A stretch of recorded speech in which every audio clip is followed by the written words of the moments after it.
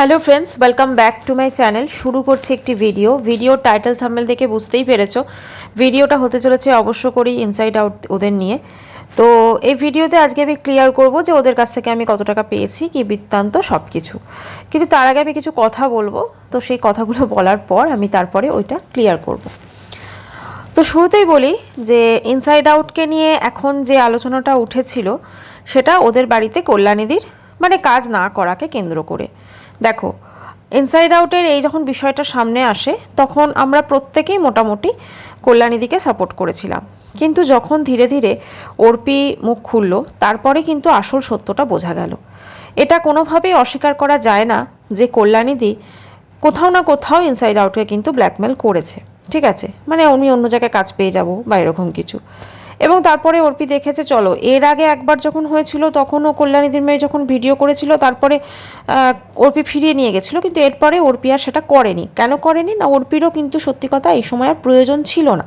কারণ খুব সাধারণ বিষয়, তুমি ভেবে দেখো, একটা বাচ্চা এখন স্কুল যাচ্ছে, ধরো স্কুল যাচ্ছে, খানিকটা সময় থাকছে না, তারপরে তার অ্যাক্টিভিটি ক্লাসেস আছে, তো সেই সবের জন্য সারাদিন বাড়িতে একজনকে রেখে দেওয়া, এটাতে অনেক রকম সমস্যার কিন্তু দেখা দেয়।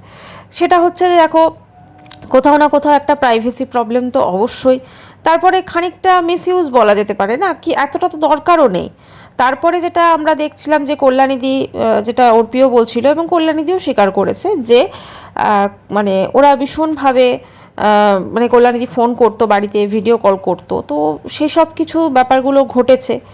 এবং নিশ্চয়ই ঘটনাটা হয়তো অনেক দিন আগে থাকতেই ঘটছিল, কিন্তু কল্যাণীদিকে কোনোভাবেই ছাড়াতে পারছিল না অর্পি, যেটা যে কোনো কারণেই হোক। কিন্তু এবারে কি হয়েছে, কল্যাণীদি চলে যাওয়ার পর যখন এটা মানে ওরা তো পুরীতে গেছিলো, তখনই তো ওরা চলে গেছে কল্যাণীদি মেয়ের অসুস্থতার জন্য।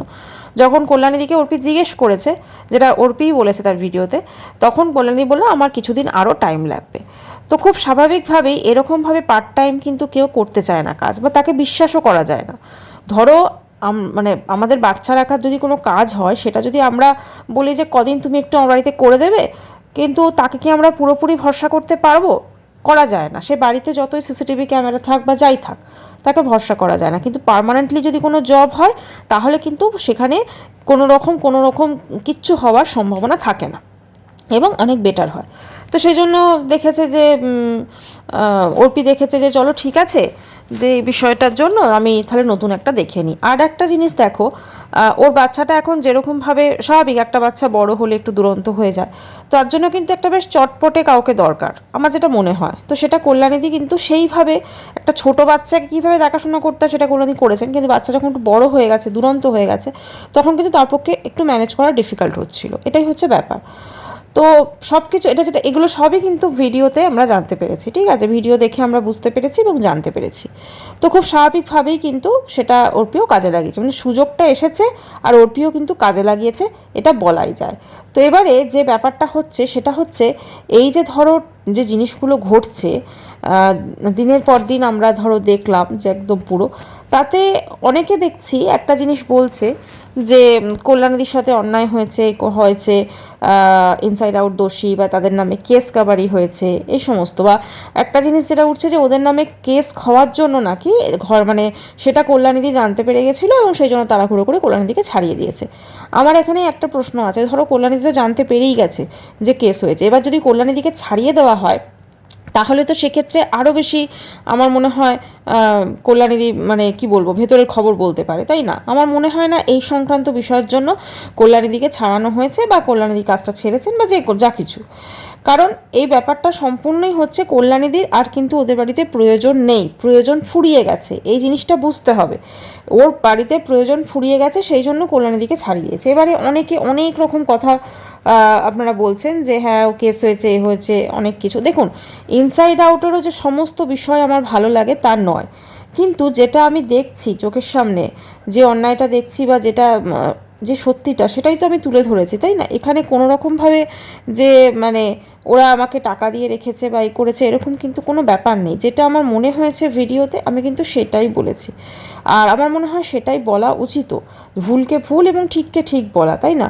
এখানে কিন্তু কোনোভাবেই আমরা মানে একদম, যদি ধরুন ওর কোনো ভুলও না থাকে অর্পি, সেক্ষেত্রে আমরা বলতে পারি না। যেমন ওদের অনেক কিছু ভুল কিন্তু অলরেডি আছে, যেমন ধরুন এই যে স্নেহা দেবজিৎ ওরা যে ব্লগ করে, দেখবেন একটা সময় ওদের সাথে কিন্তু ইনসাইড আউটে খুব ভালো সম্পর্ক ছিল, কিন্তু তারপরে কি হয়েছে, সম্পর্কটা কিন্তু আগের মতো আর নেই। কেন নেই, তার কারণটা হচ্ছে এই যে রেস্টুরেন্ট বিজনেসটা ওরা শুরু করেছে, ওদের থেকে কিন্তু সমস্ত আইডিয়া নিয়ে এটা কিন্তু স্নেহা দেবজিৎও একবার বলেছিল যে ওদের রেস্টুরেন্টের নাম করেনি সেই ব্লগারদের, যে ওদের রেস্টুরেন্টে গিয়ে একদম পুরো সেখানে বসে প্ল্যানিং অনেক কিছু সে বলেছিল, তাদের ভিডিওতে আছে। তো যাই হোক, এখন দেখবে কোনো সম্পর্ক নেই তাদের মধ্যে। কোথাও না কোথাও ওরাও কিন্তু অন্যকে নকল করেই করেছে অনেক কিছু, ঠিক আছে, এটা কিন্তু অস্বীকার করা যায় না। এছাড়াও একটা শাড়ির ডিজাইন নিয়েও নিজের বলে দাবি করেছিল, এসব কিছু আমরা কিন্তু জানি। কাজে যেটা ধরো যার ভুল ফল সেটা তো অবশ্যই বলবো, কিন্তু যেখানে দেখছি যে এই বিষয়টা টোটালি যেটা ঘটেছে, সেখানে কল্যাণীদি কিন্তু অনেক মানে ঘুরিয়ে ফিরিয়ে কথা বলেছেন, আসল সত্য গোপন করেছেন। অবশ্যই কল্যাণীদির বাড়িতে তার মেয়ে অসুস্থ এবং যেটা তাদের সাথে ঘটেছে সেটা খুবই খারাপ জিনিস, কিন্তু তারপরও এই যে জিনিসটা হয়েছে আজকে, ধরো একটা যেহেতু সোশ্যাল মিডিয়াতে এরা পপুলার, তাদের কিন্তু নাম খারাপ করার চেষ্টা করা হয়েছে, এটা কোনোভাবে অস্বীকার করা যাবে না। কল্যাণীদির মেয়ে দেখছিলাম একটা ব্লগ দিয়েছে, সেখানে ওরা সবাই মিলে ব্লাড টেস্ট করাচ্ছে। তো একজন লিখেছে তোমার মায়ের দিকে তাকানো যাচ্ছে না, তোমার মায়ের চোখ মুখের দিকে। দেখুন সত্যি কথা বলতে কি, মেয়ে যেহেতু হসপিটাল থেকে এসেছে খুব স্বাভাবিকভাবেই তো মায়ের তো টেনশন একটা থাকেই, এবং কোথাও না কোথাও ও ভেবেছিল অন্য জিনিস, চাকরিটা চলে গেল অন্যভাবে, সেটাও তো অবশ্যই একটা ব্যাপার আছে, তাই না? এবারে কথা হচ্ছে যে এই যে অনেকে বলছে ইনসাইড আউটকে নিয়ে যে এরা বীরভূম গেছে, বোধহয় কঙ্কালীতলায় পুজো দিয়েছে, কিছু একটা বলছে কেস হয়েছে, তাই জন্য ঠাকুরের দৌড়ে দৌড়ে ঘুরে বেড়াচ্ছে। যদি কোনো মানুষ কোনো মুশকিলে পড়ে তো অবশ্যই সে তো ঠাকুরের স্থানে যায় বা করে, এটা অত্যন্ত নর্মাল একটা বিষয়, তাই না? আর ওরা কিন্তু ক্যামেরার সামনে একবারও বলেনি যে ওদের নিয়ে কী কেস হয়েছে বা কী বৃত্তান্ত। আমার মনে হয় না ওরা কোনো দিন বলবেও, যদি হয়েও থাকে। তার কারণটা হচ্ছে ওরা কিন্তু সেই টাইপের ব্লগার নয়, এটা মানতে হবে। ওরা কিন্তু যেটা আমরা আমাদের সোশ্যাল মিডিয়ায় ফেমাস টিনু, সেই টিনু এবং তার হাজব্যান্ডের মতো ব্লগার কিন্তু ওরা নয় যে কোর্ট কেসের ব্যাপারগুলোকে কিন্তু কন্টেন্ট করবে, এটা কিন্তু অবশ্যই মাথায় রাখতে হবে, তাই না? ওরা ওরা অনেক কিছু ভ্যারিয়েশন দেখায়, বেড়াতে যায়, অনেক কিছু দেখায়, ফলে ওদের কাছে কন্টেন্টের কিন্তু কোনো অভাব নেই। সেই জন্য ওরা ওই ধরনের জিনিসগুলোকে কিন্তু হাইলাইট করবে না, এটা ভাবতেই হবে। আর কেস কী কারণে হয়েছে, কী বৃত্তান্ত, সেটা তো আমরা কেউ জানি না। তাহলে আমরা কি করে তাকে এটা বলতে পারি যে সে দোষী, তাই না? আমরা তো আসল বিষয়টাই জানি না যে কী ঘটেছে। আর যেহেতু আমরা জানি না কি ঘটেছে, সেই জন্য আমরা কাউকে তো দোষারোপ করতে পারি না এভাবে, তাই না? একটা কন্ট্রোভার্সি ভিডিও করা মানে কখনোই এটা নয় যে একজনের মানে আমি দেখছি সে যেটা বলছে তার মধ্যে সত্যতা আছে, তবু আমি তাকে যেহেতু বড় ব্লগার নাম খারাপ করার চেষ্টা, এরকম ধরনের কিন্তু নয়। কন্ট্রোভার্সি ভিডিও মানে যার যেটা ভুল বা ঠিক দেখবো সেটাকে তুলে ধরবো। এই যে টোটাল বিষয়টা ঘটেছে, এখানে আমি আবারও বলবো যে কল্যাণীদির কিন্তু অনেক বেশি দোষী এখানে। যদিও এভাবে আমরা কাউকে দোষী নির্বাচন করার কেউ নই, কিন্তু তবুও টোটাল যে ঘটনাটা ঘটেছে, আর অর্পিও অনেক দিন ধরে হয়তো চাইছিল কল্যাণীদিকে কাজ না করাতে বা কোনো একটি ব্যাপার, কিন্তু হয়তো সেই মৌকাটা পাচ্ছিল না, তো এইটাতে সে সুযোগ পেয়েছে, সেটাকে সে একদম কাজে লাগিয়ে দিয়েছে। এরকম হয়, দেখবে আমাদেরও লাইফের ক্ষেত্রে আমরাও হয়তো অনেক সময় এরকম করে থাকি।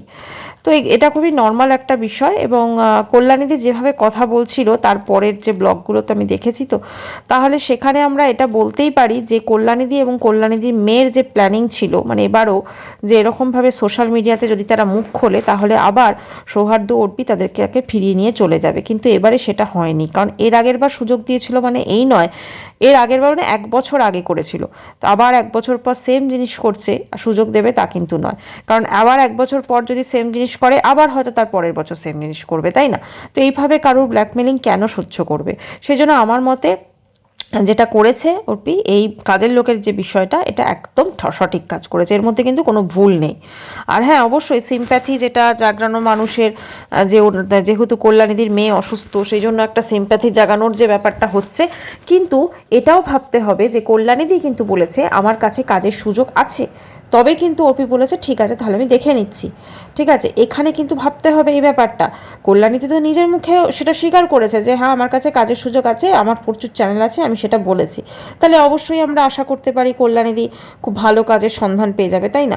যদিও কল্যাণীদি এখন কতটা ভালো কাজের সন্ধান পাবে, এদের মতো পাবে কি না সেটাও একটা ব্যাপার, এবং না সেটাও কল্যাণীদি জানেন।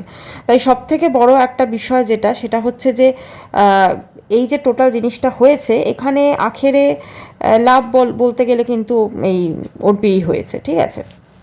বাকি দেখো, বাকি ওদের নিয়ে কি কেস হয়েছে বা আর কি আদার্স ব্যাপার, যেহেতু কেসের ব্যাপারটা আমরা তো এভাবে বলতে পারি না, কখনোই সেটাটা ওরা সামনে আনেনি। কিন্তু এই যে স্নেহা দেবজিতের যে কথাটা বললাম, এটা কিন্তু মোটামুটি সামনে এসেছিল ওই টাইমটাতে, কারণ স্নেহা দেবজিৎ ওরা নিজেরাই কিন্তু মুখ খুলে বলেছিল আসল ব্যাপারটা, নামটা নেয়নি কিন্তু বলেছে। তো এটা বোঝাই যাচ্ছে যে ওরা নকল করেই ওদের রেস্টুরেন্টটা করেছে এবং অবশ্যই শাড়ির বিজনেসগুলো করছে। তো অসুবিধার কিছু নেই, কেউ কারো নকল করতেই পারে। এখন সে কীভাবে বিজনেসটা রান করছে সেটাই হচ্ছে ব্যাপার। দেখো না, এইখানে যে আমাদের সোশ্যাল মিডিয়া যে ম্যান্ডি যে ব্যাপারটা ঘটেছে, ঠিক আছে, ম্যান্ডি শাড়ির বিজনেস না নাইটির বিজনেস করছে, তো তার জন্য কি আর কেউ করতে পারবে না? এটা তো কখনোই নয়। আমার মনে হয় যে যার যার ভাগ্যে সে তার খায়, তো সেখানে ও প্রত্যেকেই করতে পারে, তো সেরকমই প্রত্যেকেই করেছে। হ্যাঁ, আইডিয়াটা হয়তো ওদের কাছ থেকে নিয়েছে, এরকম ব্যাপার আছে। একটা ব্লগারের সব কিছু যে ভালো হবে তা নয়, অনেক খারাপ অনেক কিছু ক্রিটিসাইজ করার জিনিসও থাকে, এবং সেটা যদি আমার ভিডিও দেখো, আগে আমি প্রিভিয়াস ভিডিওতে প্রচুরই আছে, এবং এই সংক্রান্ত বিষয়ের যে প্রথম ভিডিওটা সেটা কিন্তু সম্পূর্ণ আমি কল্যাণীদির সাপোর্টিং ভিডিওটা করেছি। তো সেটা হয়তো অনেকে দেখেনি, সেজন্যই বলছে। আর রইল বাকি টাকা পয়সা দেওয়ার ব্যাপার বা কিছু, দেখো সত্যি কথা বলতে কি, ওরা বড় ব্লগার, ওদের কাছে ওরা এই সমস্ত জিনিসকে সত্যি পাত্তাও দেয় না, ঠিক আছে। ওদের কাছে কন্টেন্টটা হচ্ছে মেন কন্টেন্ট, এবং অবশ্যই কন্টেন্ট ক্রিয়েট করবে এবং রেভিনিউ জেনারেট করবে, এটাই ওদের কাজ, এবং সেটাকেই ওরা করছে। ওরা অনেক বিষয়ই উঠেছে সোশ্যাল মিডিয়াতে, সেগুলোতে ওরা সেভাবে কিন্তু কোনো রকম রিয়াকশান দেয়নি। ভেরি রিসেন্ট যেটা হলো, ওদের ওই ছেলেটির নামটা আমার মনে পড়ছে না এই মুহূর্তে, যাই হোক, সেই ব্যাপারটাও দেখো চাপা পড়ে গেল, তাই না? তাই এই ব্যাপারগুলো, কল্যাণীদির ব্যাপারটাও চাপা পড়ে গেল। আবার দেখো কল্যাণীদি চলে যাওয়ার পর আবার নতুনভাবে একটা কথা অর্পি সেদিনকে বললো যে বাড়িটা পুরো খালি লাগছে, এই সমস্ত রিহু স্কুল চলে যাওয়ার পর, মানে কোথাও না কোথাও ইনডাইরেক্টলি বুঝিয়ে দিল যে আমি খালি বাড়ি চেয়েছিলাম, ঠিক আছে। অবশ্যই এটা মানুষের চয়েস, সবসময় বাড়িতে যখন প্রয়োজন নেই কেন একজন সবসময় সর্বক্ষণের লোক রাখতে যাবে, তাই না? সারা জীবন তো আর চলতো না, কোনো না কোনো দিন যেতেই হতো, তো সেটা আগেই হয়ে গেছে, এটাই ব্যাপার। তারপরেও কিন্তু ওরা 1 মাসের মাইনেটা দিয়েছে এবং কল্যাণীদির মেয়েকে তারা দেখতে গেছে, সব কিছু মিলেমিশে। তবে হ্যাঁ, কল্যাণীদির মেয়েকে যখন দেখতে গেছিলো অনেকেই বলছিল যে কল্যাণীদির জিনিসগুলো হয়তো ফেরত দিতে গেছিলো, এরকমও কিছু ব্যাপার হতে পারে। অবশ্যই ভবিষ্যতে কল্যাণীদি কোথায় কাজ পায় না পায়, সেটা যদি কল্যাণীদির মেয়ে ব্লগ করে সেটা তো আমরা প্রত্যেকে দেখতেই পাবো। তবে আমার মনে হয় না এরকম মানে বাড়িতে সে পাবে, কারণ এতটা ফেসিলিটি, এতটা সুন্দর লাইফস্টাইল, বা বলা যেতে পারে, দেখো কাজও তো খুব একটা বেশি তো নয়, তাই না? ছিল না, যেটা আমরা দেখে বুঝতাম। এখন ভেতরে কী ছিল সেটা ওরাই জানে। তো কোথাও না কোথাও মানে তার ক্ষেত্রেও অনেক ডিফিকাল্ট হবে, এবং সেটা সে ভালো করেই জানে। তো একটাই বলবো যে ইনসাইড আউটের যে ব্যাপারগুলো, ধরো সব যে কিছু ভালো তা কি নয়, কিন্তু যে বিষয়টা আমি দেখব যে ওদের কোনো ভুল নেই, সেটা ভুলকে মানে সেটাকে ঠিকই বলবো, ঠিক আছে, সেটাকে আমি ভুল বলতে পারবো না।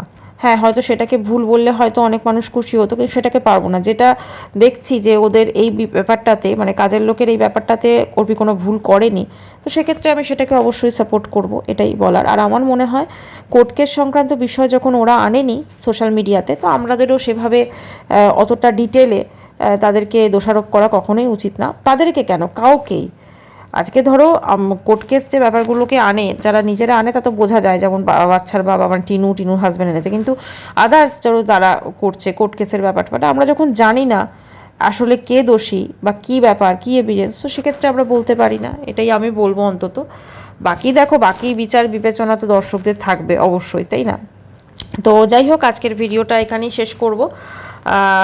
এটা নিয়ে সত্যি কথা বলতে কি খুব বেশি কিছু বলার নেই। কল্যাণীদি হয়তো কাজ পেয়ে যাবে, এরকমও হতে পারে, তাই না? ভালো কাজই হয়তো পেয়ে যাবে, এটাও হতে পারে, বা অর্পিও হয়তো ভালো কাজের লোক পেয়ে যাবে।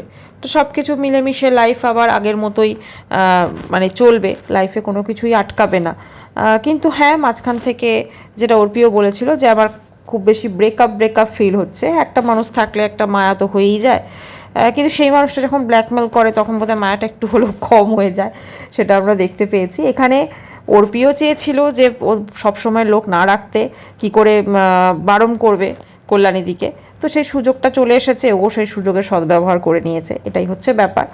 এখানে কারোরই কেউই দোষী নয়, ঠিক আছে, দুজনে দুজনের জায়গায় হয়তো ঠিক, দুজনে দুজনের মতো করে হয়তো লাইফটাকে আবার গুছিয়ে নেবে, এটাই বলার।